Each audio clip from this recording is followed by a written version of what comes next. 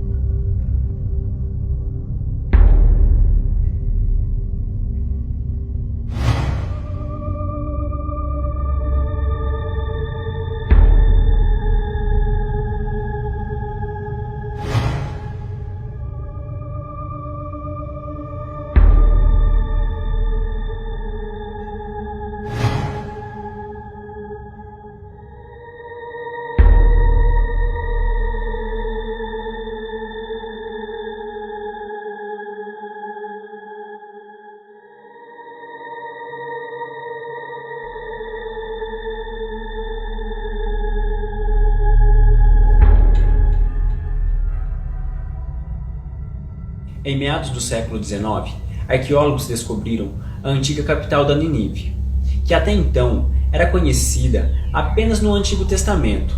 E nas ruínas foram encontradas bibliotecas com centenas de pedras de argilas, com escritas cuneiforme, que é a escrita mais antiga já registrada até este momento, que foi criada pelos povos sumérios. E hoje você vai conhecer um pouco mais sobre essa história, que poucos contam, mas que quando analisamos mais a fundo, podemos nos surpreender com a riqueza de provas e detalhes que pesquisadores vêm reunindo há muitos anos. Há 445 mil anos atrás, um planeta chamado Nibiru estava perdendo a sua atmosfera, e por isso a sua civilização precisava de ouro para reverter essa situação. Caso contrário, seria o fim do planeta Nibiru. Um dos residentes de Nibiru, chamado Alalau, saiu com sua nave e conseguiu chegar aqui no planeta Terra, que naquela época era chamado de Tiamat. E quando chegou aqui, viu como era o planeta, e com a sua tecnologia, ele analisou o Sol e muitas outras informações aqui da Terra, e descobriu que existia ouro, e não só ouro, como uma diversidade de outros elementos, que seria ótimo para o planeta Nibiru. Logo em seguida, pegou seu transmissor e mandou uma mensagem ao Conselho do planeta Nibiru e comunicou os achados e impôs algumas condições, e uma delas foi que ele, Alalau, seja nomeado o dono do trono de Nibiru, substituindo Anu, que era o atual dono do trono e tinha herdado tudo legalmente. E o conselho ficou indeciso, porque se fosse para alterar o dono do trono, não seria bom para Nibiru. Foi aí que um dos filhos de Anu, que era chamado de Ea e estava presente no momento, sugeriu que ele mesmo fosse no comando de uma missão até o planeta Terra, que antes era conhecido como Tiamat, para verificar se tudo que Alalau disse era verdade, e que por enquanto Alalau seria nomeado dono da Terra, e depois que tudo fosse confirmado, Alalau lutaria com o Anu e o vencedor ficaria com o trono de Nibiru.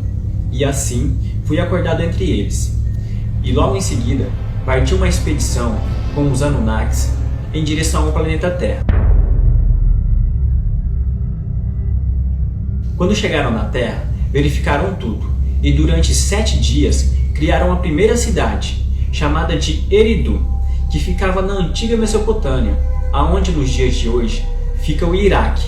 Ea descobriu algumas armas nucleares em sua nave, e quando chegou na Terra, escondeu todas elas. Mas na Terra, os dias eram diferentes de Nibiru. Um dia em Nibiru equivalia a uma semana aqui no planeta Terra, e cada volta que a Lua desce em si mesmo seria chamado de um mês. Então eles ficaram quase um ano aqui na Terra, e partiram de volta para Nibiru.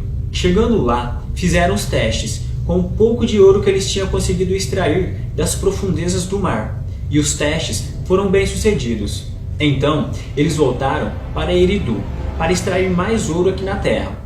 Anu teve que vir até a Terra para decidir como seria todo o processo, e nomeou Ea, um dos seus filhos, como Senhor da Terra, que agora era chamado de Enki. que ficou responsável para cuidar da extração do ouro, e Enlil, que era seu outro filho, ficou responsável pelo transporte do ouro. Então, Alalau se revoltou, porque Anu não tinha cumprido sua palavra. Alalau então desafiou Anu, mas acabou perdendo a luta.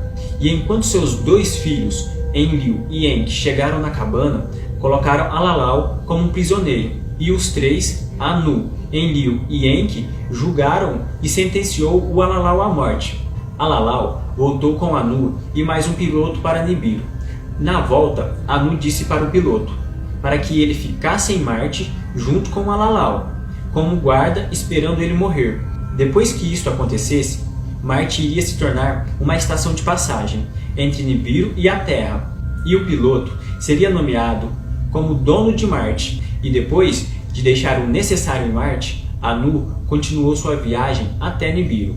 Quando chegou em Nibiru, Anu mandou uma nova equipe para a Terra, com enfermeiros, e com sua filha no comando, e uma nova equipe que era chamada de Iji, uma raça de Nibiru, que iria ajudar na extração do ouro lá na Terra. E na volta, eles passaram em Marte, e Alalau já estava morto, e o piloto foi nomeado dono de Marte. E na pedra que foi enterrado Alalau, foi esculpido um rosto, em uma pedra gigante. E depois disso, começaram a construção da estação de passagem. E quando a equipe chegou na Terra, cada um foi designado para um papel, e organizaram toda a logística de extração e de transporte do ouro. Depois de um bom tempo trabalhando, os Anunnakis e os Igis, já cansados de trabalharem, fizeram um motim para melhorar as condições de trabalho. Foi aí que Enki teve a ideia de desenvolver uma raça na Terra para que eles trabalhassem e assim tirasse a carga de trabalho dos trabalhadores atuais. Enki foi até o seu pai, o Anu, que era dono do trono, e explicou toda a situação.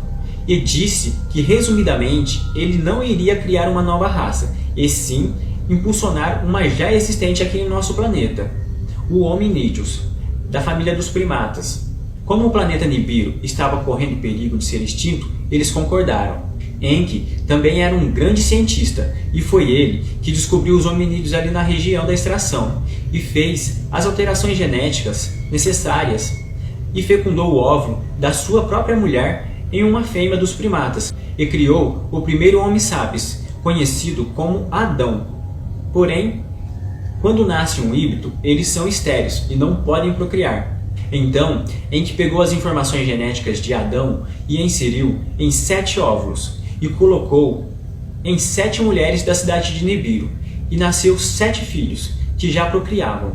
E depois de conseguir acelerar o processo da evolução, eles começaram a procriar. Porém, a criação não estava seguindo seu propósito, e naquela época estava acontecendo uma alteração na órbita da Terra, que iria provocar terremotos, inundações, tsunamis, e iria acabar com toda a vida aqui na Terra.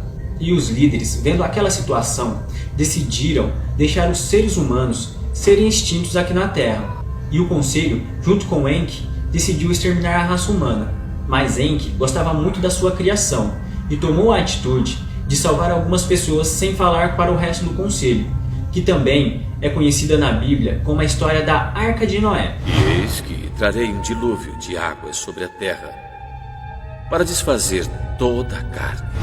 Enki foi até a cabana onde estava Noé, que antigamente era conhecido como Zilsudra, e pediu para ele construir uma embarcação que resistiria a fortes ondas e a calamidade que iria se estender por toda a terra, e avisou sobre o que estava prestes a acontecer. Mas Noé não sabia como construir. Enki então disse que todas as informações para construir estaria desenhado em uma tábua de argila com todas as medidas, e essa tábua estaria em uma parede ao lado de fora da cabana, e para ele pegar uma fêmea e o macho de todas as espécies na terra e colocar dentro da embarcação, e no 7º dia entrar no mesmo e esperar o dilúvio. No dia seguinte começou a construção da embarcação, e depois de pronta, todas as espécies da terra foram até a embarcação, e passando 7 dias começou o dilúvio.